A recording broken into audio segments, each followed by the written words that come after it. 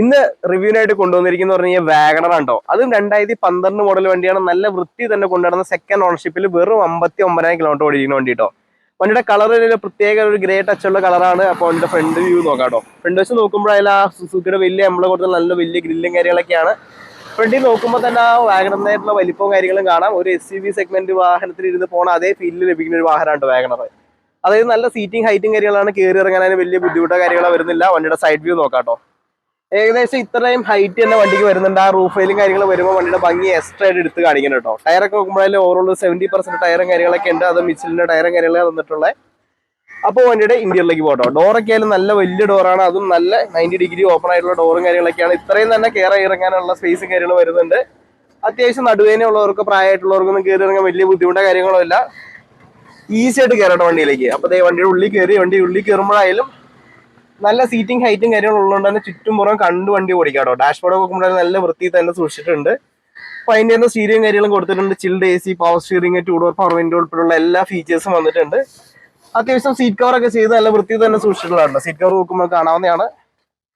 നല്ല ബ്ലാക്കിൽ വൈറ്റ് ത്രെഡും കാര്യങ്ങളും കൊടുത്തിട്ടുള്ള സീറ്റ് കവറാണ് കൊടുത്തിട്ടുള്ളത്. അപ്പോൾ വണ്ടിയുടെ ബാക്കിലേക്ക് പോവാം.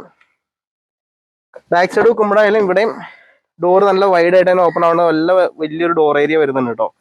ബാക്കിൽ അത്യാവശ്യം ഹൈറ്റുള്ള സീറ്റിംഗ് പൊസിഷനാണ് വരുന്നത്. അതുപോലെ അവിടെ ഇരിക്കാനായിട്ടും വലിയ ടഫായിട്ട് വരുന്നില്ല കേട്ടോ. കുനിഞ്ഞ് കയറേണ്ട ആവശ്യമില്ല. സ്ട്രെയിറ്റ് വണ്ടിയിൽ കയറാട്ടോ. അപ്പൊ ഇരുന്ന് യാത്ര ചെയ്ത് ലോങ് പോകാനായാലും അടിപൊളി ഒരു യാത്രാ സുഖം നൽകുന്ന ഒരു വാഹനമാണ്. വേറെ ഒരു തരത്തിലുള്ള മേജർ ആക്സിഡന്റോ റീപ്ലേസ്മെന്റോ സംഭവിക്കാത്ത വാഹനമാണ് കേട്ടോ.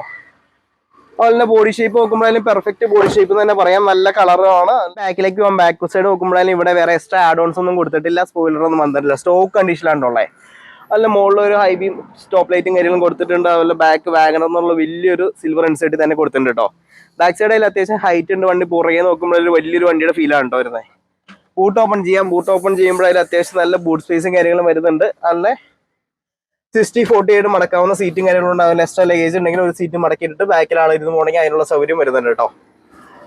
അപ്പോൾ സൈഡിലേക്ക് പോകാം. സൈഡിൽ നോക്കുമ്പോഴായാലും ഇവിടെ ഒരു സൈഡ് തട്ടാണ്ടിരിക്കാൻ വേണ്ടിയിട്ട് ഒരു ബീഡിയും കാര്യങ്ങളും കൊടുത്തിട്ടുണ്ട്. അതുകൊണ്ട് സൈഡിലായാലും ഡോർ ബീഡികളും കാര്യങ്ങളൊക്കെ ഒട്ടിച്ചിട്ടുണ്ട് കേട്ടോ. വേറെ സ്ക്രാച്ചോ കാര്യങ്ങളോ വരുന്നില്ല. പെർഫെക്റ്റ് ആയിട്ട് കൊണ്ടുവരുന്നതിന്റെ ആ ഒരു ക്വാളിറ്റി വണ്ടിയിലെ എല്ലാ കോണിലും കാണാനുണ്ട് കേട്ടോ. അപ്പോൾ വണ്ടിയുടെ എഞ്ചിൻ റൂം തുറന്ന് കാണിച്ചു തരാം. എഞ്ചിൻ റൂം ഓപ്പൺ ചെയ്യാം.